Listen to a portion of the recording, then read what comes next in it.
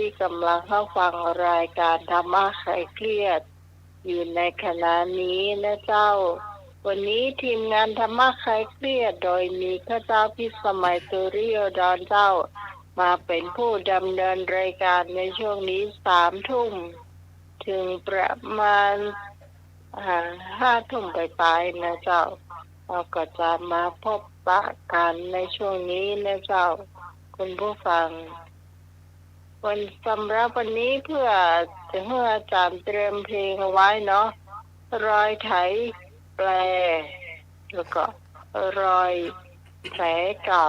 นะเจ้าของนิรนามนะเจ้าจริงให้หน่วยเพื่อนคอต้องมีสักวันมันก็ต้องมามันมาได้ไอ้หน่วยก็ต้องมีมันกับน้อยหนูเนาะครับตัวเก่าไปเสาะมาได้ก็เอานี่ไปก่อนก็แล้วกันเนอะครับรอยไถแปลแล้วก็รอยแผลเก่าของนิรนามเจ้าวันนี้เป็นวันอาทิตย์ที่31แล้วนะเจ้าวันนี้ตั้งงานของวัดบ้านเมืองก็เริ่มขึ้นแล้วเนาะแล้วก็ตอนเมื่อแรงนี้ก็ได้รับโทรศัพท์จากทุกตะวันนะเจ้าตุลุตะวันเปิดกระโทรเข้ามาน้าไม้ไผ่ก็ที่ฝากสตางค์แกใส่จะลืมเขียนไปเจ้าก็เลยบอกว่าแม่นวลเนอะแม่นวลฝากสตางค์100 บาทนะก็เลยยืมสตางค์เพื่อตะวันออกไปละเจ้าแม่นวลก็หายห่วงได้เนอะไปทำบุญเรียบร้อยนะเจ้าทำแบบนี้จะวุ่นกว่าเจ้าเนาะถึงมือละเรียบร้อยแล้วเจ้าต่อไปจะสมัครนิมนต์เจ้า10 นิ้วอัญชลีวันทาอธิวาขอนอบน้อมก้มกราบแด่องค์สมเด็จพระสัมมาสัมพุทธเจ้าพระพุทธพระธรรมพระสงฆ์ตลอดถึงพระอรหันต์พระสาวกด้วยความเคารพด้วยความอ่อนน้อมถ่อมตน10 นิ้วขอกราบถวายความเคารพพระมหาเถรานุเถระทุกตนเนออันมีพระอาจารย์พระครูสมุวิศวัตรหลวงพ่อจาวาดวัดฝ่ายหินหลวงพ่อภูมิในการสถานีพระพุทธศาสนา FM 104.5 เมกะเฮิรตซ์คลื่นพระพุทธศาสนาและการศึกษาวัฒนธรรม เจริญพรโยมวิสมัยหัวหน้าคณะรายการธรรมะคลายเครียดเนอเจ้านมัสการเจ้าลุงหนุ่ยตัวเนอครับผมนมัสการครับอาจารย์ครับเจ้าวันนี้อาจารย์เอาลักลาเนาะมีงานส่งน้ำพระธาตุที่วัดสันเมืองเนาะตุลุงนมก็ไปละตุลุงตุตะวันก็ไปละเนนแสงฮินานทินเนาะพลขับเนาะเจ้าว่าจะมาพรุ่งนี้ตอนบ่ายเนาะเจ้าก็ท่านผู้ฟังทางบ้านทุกท่านขอเจริญพรเจ้าหน่วยเจ้าผมขอนอบน้อมพระเถรานุเถระทุกผู้ทุกหลวงทุกองค์ครับผมถึงอมณีน้อยครับผมครับผมครับอาจารย์พระครูสมุทิวัฒน์ครับผมเมตตาเวลาครับครับผมครับอาจารย์ท่านพระครูสมัครครับผมเจ้ามีฟิลิสมัยครับผมสุริโยดรครับว้าวครับสวัสดีทุกท่านทุกคนครับผมครับลุงหนุ่ยเจ้าครับทุกคนนะครับนี่วันที่นี่ปีใหม่เพิ่งจ้างเพลงโอเนอร์นี่นะลืมไปละแล้วรอยใช้แปลแล้วก็รอยแผลเก่าครับเดินนะครับของนิรความนอนเนี่ยคือละ1 สายครับผมขอกราบนมัสการอาจารย์วิวัฒน์วรกิจโยครับผมข ขอกราบนมัสการพระอาจารย์สมัครครับผม เจริญพรเจริญพร ครับสวัสดีคุณที่สมัยครับผม เจ้าสวัสดีเจ้าพงเจ้า สวัสดีให้ลุยครับผม ครับผมดีครับผมครับ สวัสดีแม่บุญพี่กรณ์พี่พรแม่สุนิตครับ แล้วก็คุณฟังทางบ้านแล้วก็ไปยังแม่ศิลปินมันหาด้วยนะครับผมผมเลือกรอยไถแปรครับผม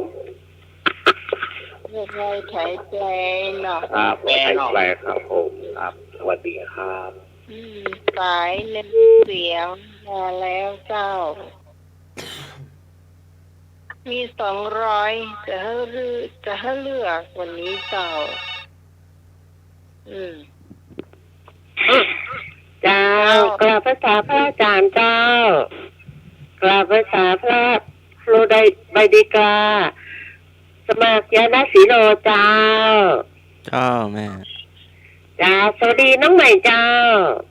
สวัสดีเจ้าขวัญเจ้า เจ้าสวัสดีลุงหนุ่ยเจ้า ครับผมดีครับ เจ้าวันนี้พี่พรก็เลือกรอยไถแปลดีไก่แล้วเจ้า รอยไถแปลเนาะ โอ้ เจ้าสวัสดีพี่พงษ์เจ้า สวัสดีแม่บุญสวัสดีพี่กรณ์สวัสดีแม่สุพิษเจ้า แล้วก็สวัสดีคำว่าใครเครียดทุกท่านเจ้า จ้า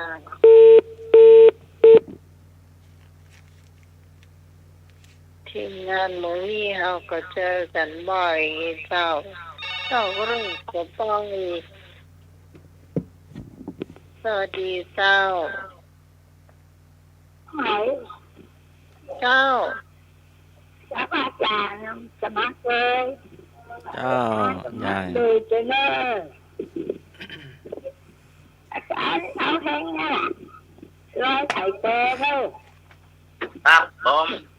ยายพรกับเจ้ารอยแท็กแปลเหมือนกันนี่เนาะหมอรอยแผลเก่านี่เนาะ รอยไถแปลเนาะ แปรเก้าอ่ะร้อยไข่แปรของเจ้าเนี่ยว่ะ เจ้า อันนี้นี่งานบวชเน้นในรู้รอดอ่ะบ้านหลานเนี่ยกระตานี่ก็เลยมีได้ติดบ้านเจ้าเนี่ยนะบ้านมันมีงานเนาะแล้วนะ เจ้า เอาข้างบนเขาแบบเขาเนื้อเนื้อไม่ได้ชุบเลยเนาะเจ้าปีใหม่ละ ครับผม เจ้า เจ้า ครับอยากทุกวัน ได้พอง ใจพรสังกแปลง โมสาวหายผ่านไปรอยไข่แปลงหมดดึงวะ สวัสดีเจ้าน้องไม้ เจ้า ดีเจ้ามีเพลงอะไรก็เพลงอย่างก็ รอยแผลแปลกับรอยแผลเก่า เอาเพลงเก่าใช่แล้ว เจ้าร อยไถเก่าเนาะ เจ้า คนเดียวกันนะห้องอ่ะนี่นานเนาะเวอร์ชันนี้จะรีบ ไม่นิดเนาะ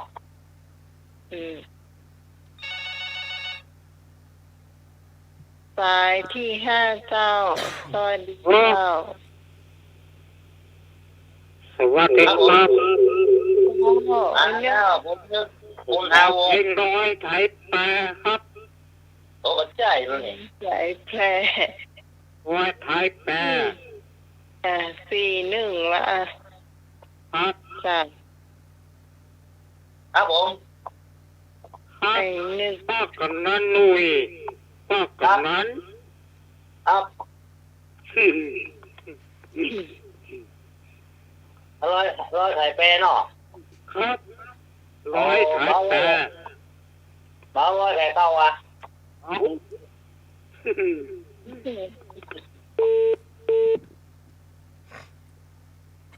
ไปดูต้า ครับผม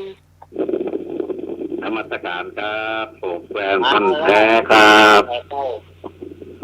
ปอยหลวงวัดแม่ริมเสร็จสิ้นไปแล้วครับน่ะม่วนงานสันเล้ากันขนาดเลยครับน่ะโอ้วันนี้เพลงที่เพราะที่สุดคือลอยไถแปรครับน่ะครับนมัสการครับ อ๋อ 5 ป 1 เจ้า สอนดิ่งเขาหลับมาในประเทศอ่ะ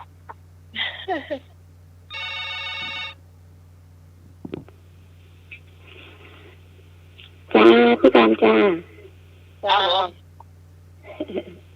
พี่การเลิกรอยแผลเก่าจ้ะสงสารนะเพิ่งจะมีคนเดียวสมัครประการในพระครูใบดิกาสมัครยานาศิโลค่ะ เจ้าแม่ก่อน สวัสดีน้องใหม่จ้า จ้าพี่กรณ์ไอ้พักก่อน สวัส นะ ดีจ้าสวัสดีไอ้หนุ่ยจ้า ครับผมดีครับ สวัสดีพงษ์สวัสดีน้องพรสวัสดีแม่บุญสวัสดีแม่สุพิชจ้าสวัสดีธรรมะกลายเกลียรติทุกท่านจ้าพี่กรณ์กมลจ้า ครับผม มา5 ป 2 เจ้าโทรเข้ามาได้เลยเจ้า 053-226-058 เจ้า ไม่ย่อยเอาร้อยเก่าว่าร้อยใหม่ เจ้า ราชการครับไปดีกา ครับ สมัครญาณศิโล หลวงครับหลวงตาเนาะ สมเด็จธรรมโยมพิสมัย เจ้า โยมนุย ครับผมมาสางครับ เสียงดีแจ่มใส โชคดีทั้งปีใหม่ ธรรมะคลายเครียดถึงสายอยู่เย็นเป็นสุขเนอ ครับผม พี่เจ้า ครับสางก็ฝนละโอ้นี่หลับดีละ มาไผ่จะก็ขึ้นมีเห็นนิมนต์พี่ตอง ไม่หลวงปลาบุง สวัสดีเจ้า จ้าร้อยถ่ายแฟร์จ้ะ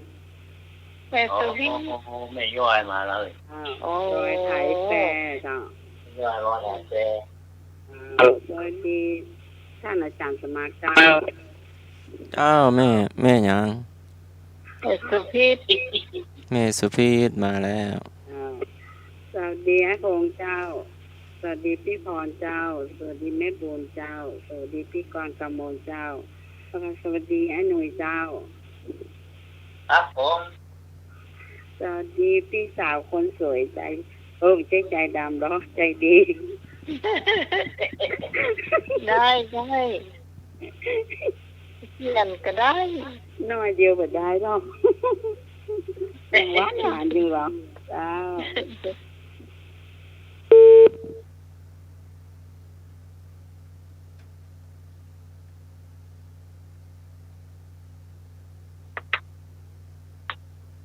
ครับผมสีลงวัดได้ยินเสียงว่าจิตมันเลิก 6 6 ต่อ 2 มาเนอะแม่มนเนอะมาเนอะแม่แดงเนอะมา วงมา แม่ เรียนคำมา แม่เรือนคำเจ้า อ่า เรือนคำป่าแต่บ่สร้างกันเนาะ ครับ เจ้า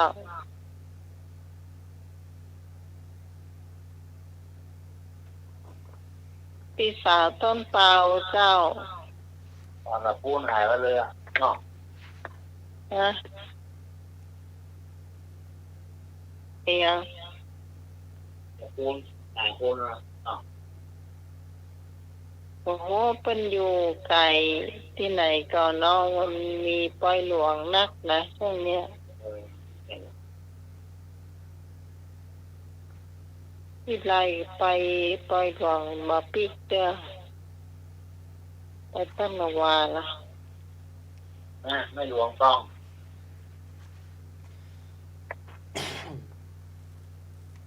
พะเยา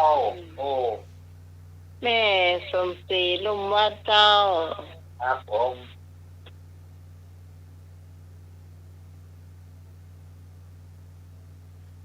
จัน มี ทรา คน ครับ เข้ามาได้เนอะ ครับผมเพลงเหลืองเนอะกำลังเพลงอยู่สองเรื่องสองเพลงนะครับ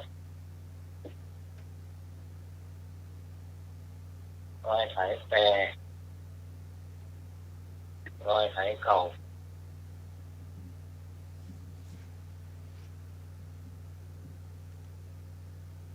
ถ้าบะมีก็จะได้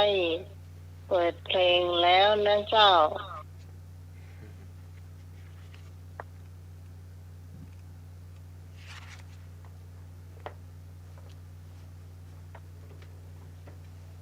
ดีเทียมก็คุณผู้ฟังที่จะอยากฟังเพลงนะเจ้า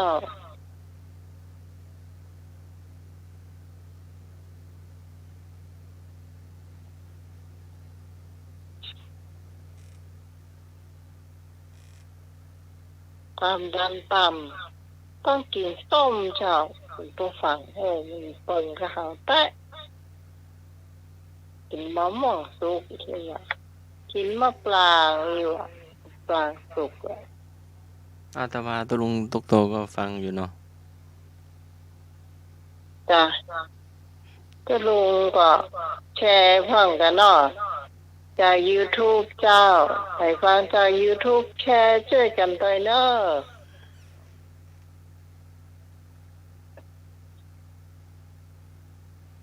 ดวงพวกโฟมมีธรรมะนะโม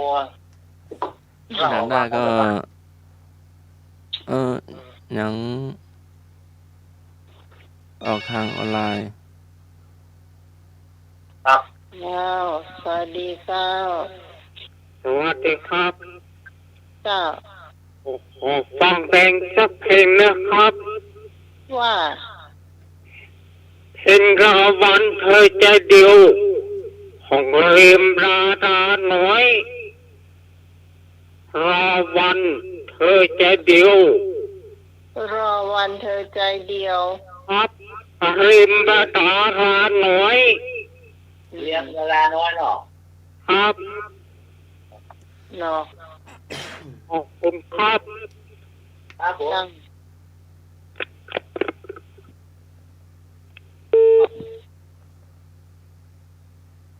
ไม่หน่อยก็ขอแล้วต้องมีสักวันน่ะ ครับ ลั่นรอวันเธอใจเดียวอีกเคยกะเคยได้ยินเลย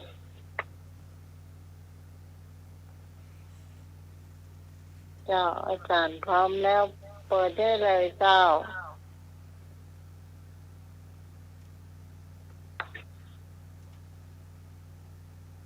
คงจะหมดแล้วเนาะ ครับ วันนี้พกต่อสอง